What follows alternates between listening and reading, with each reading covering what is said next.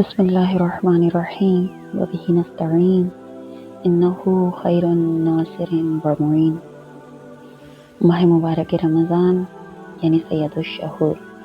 یعنی مہینوں کا سردار مہینہ۔ ماہ مبارک رمضان کو سید الشہور کہا گیا کہ یہ وہ مہینہ ہے کہ جو مہینوں کا سردار ہے،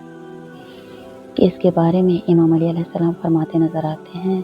کہ جس طرح ہم اہل بیت کو تمام لوگوں پر افضلیت حاصل ہے، اسی طرح ماہ مبارک رمضان کو بھی تمام مہینوں پر افضلیت حاصل ہے، یعنی تمام مہینوں میں افضل ترین مہینہ ماہ مبارک رمضان ہے۔ کہ ہم دیکھتے ہیں کہ خطبہ شعبانیہ میں بھی نظر آتا ہے ماہ مبارک رمضان کی رحمتوں اور برکتوں کے بارے میں کہ یہ وہ مہینہ ہے کہ جس میں رحمتوں، برکتوں اور مغفرتوں کا نزول ہوتا ہے، اور یہ وہ مہینہ ہے کہ جس میں تبدیل کیا جاتا ہے انسان کو۔ یہ تبدیلی کا مہینہ ہے، یہ اصلاح کا مہینہ ہے، یہ وہ مہینہ ہے کہ جس میں انسان اگر اپنی اصلاح چاہے، جیسا چاہے خود کو بنانا چاہے ویسا بن جاتا ہے۔ کہ کہا گیا اس مہینے کی رحمتوں اور برکتوں، اس مہینے میں جو رحمتوں اور برکتوں کا نزول ہوتا ہے، ان رحمتوں کے نسیموں کے پیچھے لگ جاؤ، یعنی رحمتوں کی ہواؤں کے پیچھے چل پڑو، ان رحمتوں کو حاصل کرنے کی کوشش کرو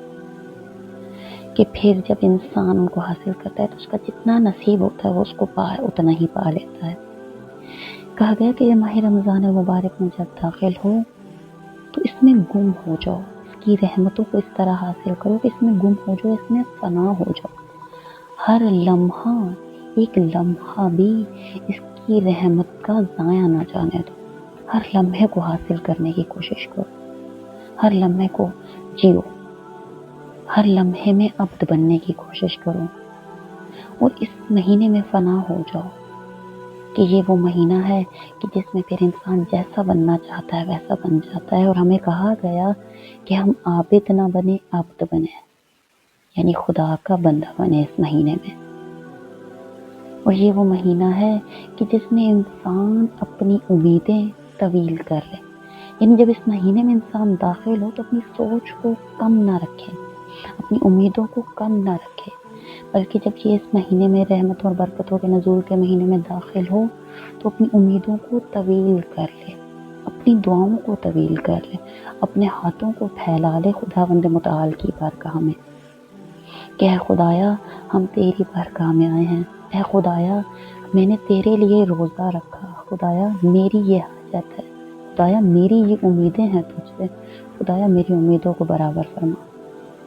خدایا میں نے یہ سوچا ہے، خدایا میری سوچ کو کامل فرما، خدایا مجھے اپنا عبد بننے کی توفیق عطا فرما۔ ماہ مبارک رمضان اس کی ایک ایک گھڑی رحمت و برکت کی ہے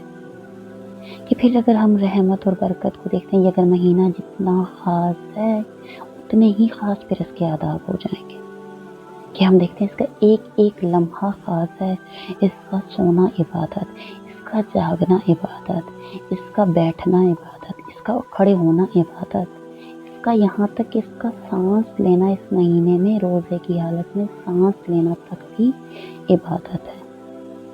ماہ مبارک رمضان کھانے پینے کا مہینہ نہیں ہے، بلکہ یہی وہ مہینہ ہے کہ جس میں ہمیں خوراک سے دور رہنا ہے، ہمیں آسائشوں سے دور ہونا ہے۔ یہ ہم نے اس مہینے کو پکوڑوں اور سموسوں کے ساتھ ملا دیا